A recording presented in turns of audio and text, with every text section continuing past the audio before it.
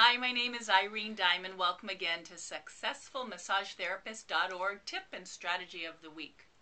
So I was on vacation a couple weeks ago and people were asking me to explain all the horrible things that happened on the massage I received while I was on vacation.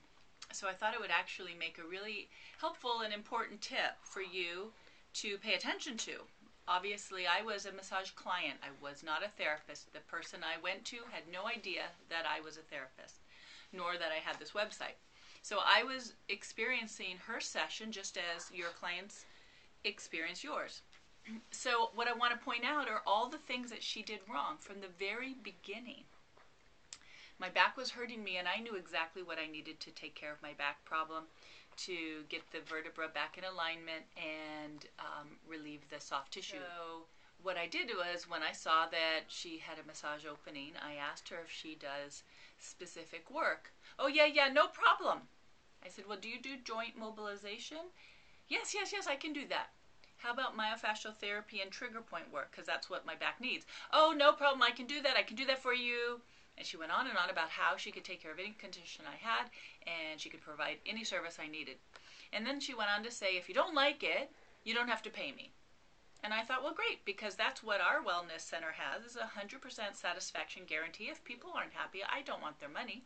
So I thought, perfect, if she's so positive that she can provide the service I need, then there's no risk for me, because again, if it didn't work and she couldn't do what I asked her to do, then I wouldn't have to pay.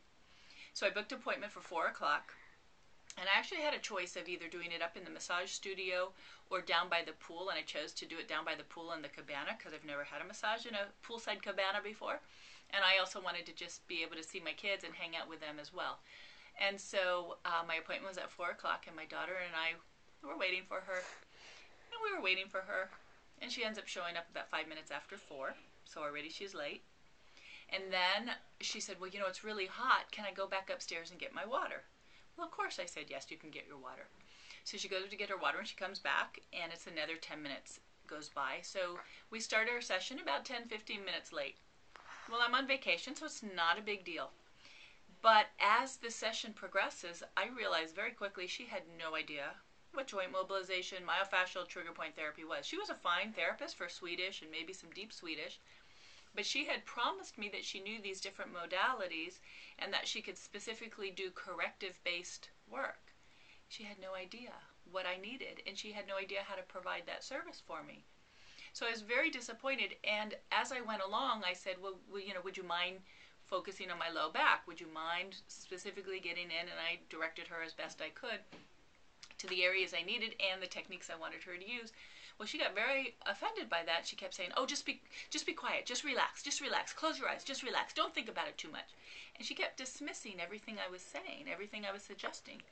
So not only was I not getting the work I needed, but I was getting really frustrated that she was not even honoring my request, nor honoring my opinion on what I, as the client, thought I needed.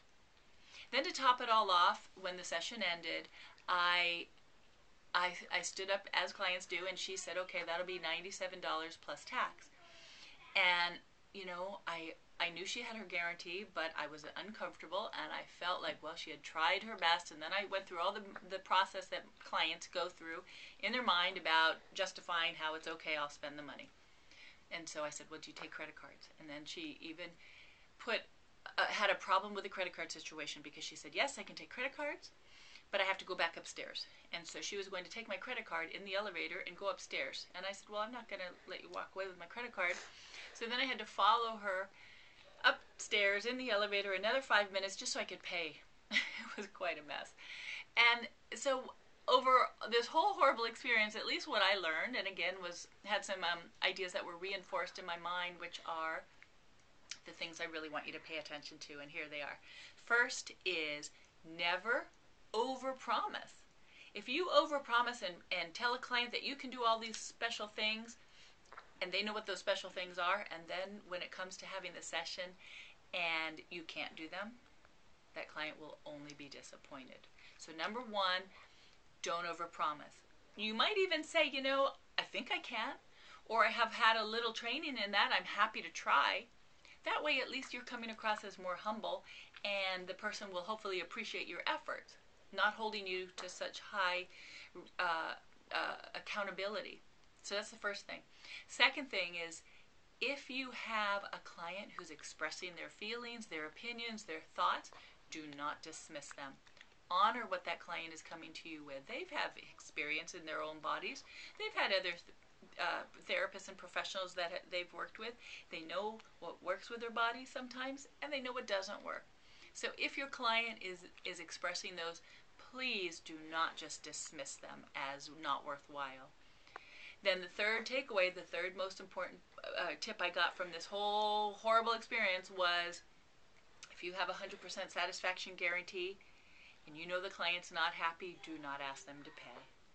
Again, the honorable thing for her to do would have been saying something like, I know that you were looking for a particular type of therapy and I thought I could provide it.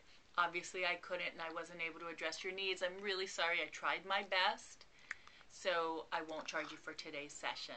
Now, if she had said that, I still would have paid her, but I would have felt better about it. It would have been my choice as opposed to her choice and her imposing me to pay when in fact I was not satisfied. So again, those are my 3 tips. That's what I learned from this horrible experience. I encourage you to think about the same things when you have a client who's either asking for particular techniques or who are expressing their feelings on the table. And definitely, if you have a guarantee, stick with your guarantee. Again, my name is Irene Diamond. I'm signing off. This is SuccessfulMassageTherapist.org. Thank you very much.